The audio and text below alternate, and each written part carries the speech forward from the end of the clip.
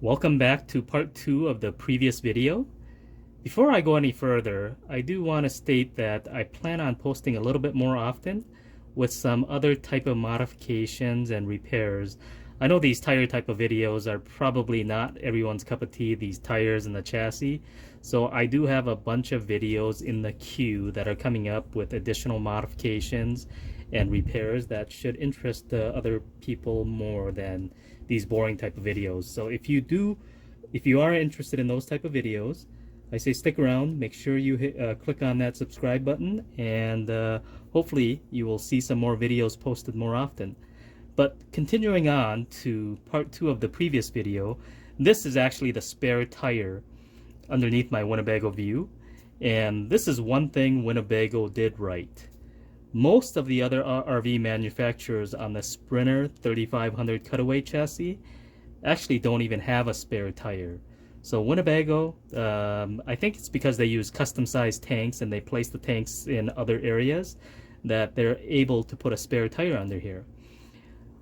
I made some changes here that I think it's pretty important for other people to at least inspect their area or their tire below.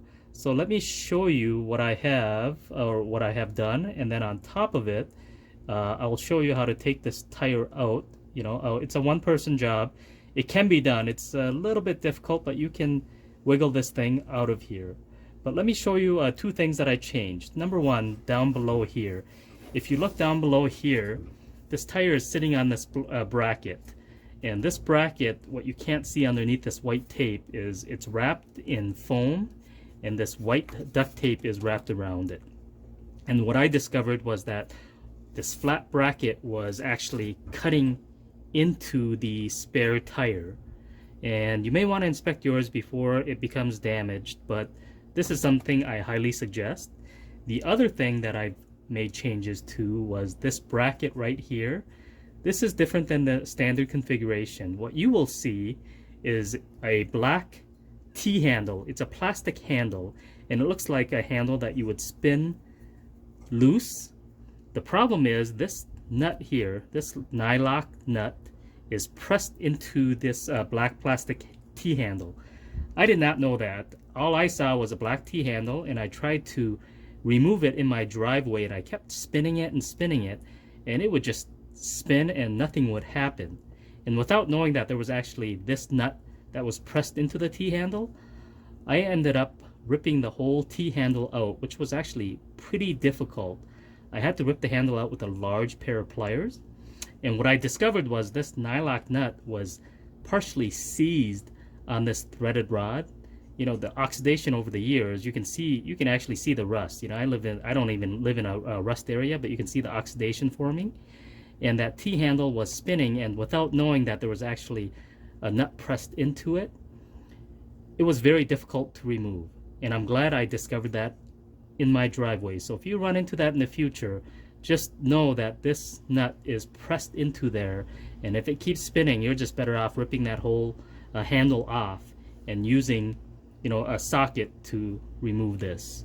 So if you stick around, I'll show you how I take this off and pull the tire out. Sometimes the instructional videos make it a little bit easier if you run into the situation in the future. It takes a 15mm deep socket. Because you have the longer threads here, a deep socket will work here. In a pinch, you could use a crescent wrench or an open or adjustable wrench. These are lock nuts, so it will take a lot longer to take these nuts off. Alright, I'm going to take the spare tire out now, just to show you how easy it really is. Now, of course, this will be more difficult if you're on the highway. So let's go ahead and loosen these. So having a deep socket is nice. You see how fast it is. Of course, if you have an electric ratchet, that would even be faster. That's my preference, but for video purposes, I'll do it the old-fashioned way here. should have actually just pulled out my air tools. So here's one nut that's out. So you can imagine if I actually used an adjustable wrench, how slow it would be. Again, doable, but not as easy and fast. And let me jump over to this one here.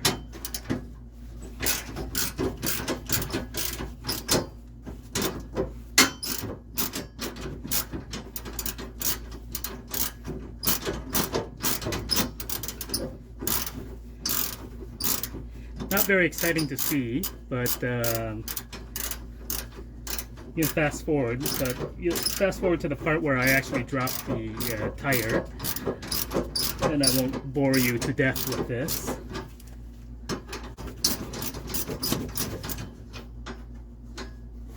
Okay, so now that I have this off, and knowing this, I've done this before, I just lift this rack up a little bit, and you'll see this whole rack drop. You saw that drop? And then these brackets here, they just go in there. There's a hole just like this. On the other side, it goes in like this, and that's how it's held. So there's one. And then, actually, I could have just left those up there. And then the tire itself, you lift it up.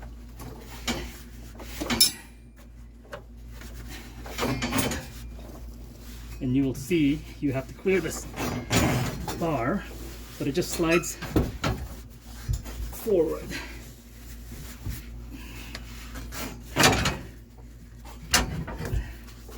A helping hand would definitely be better. And again, this is in my driveway on a nice concrete surface on the side of the highway or the side of a dirt road. I'm sure this would be much more stressful. And of course the ground clearance is always an issue, but I'm actually on a roller cart here, so I have plenty of room for ground clearance. But here, I will drop the tire now. But it doesn't really take much effort. You can just slide it and let it drop by itself. And there it is. That's the tire here. Try not to drop it on its steel rim here.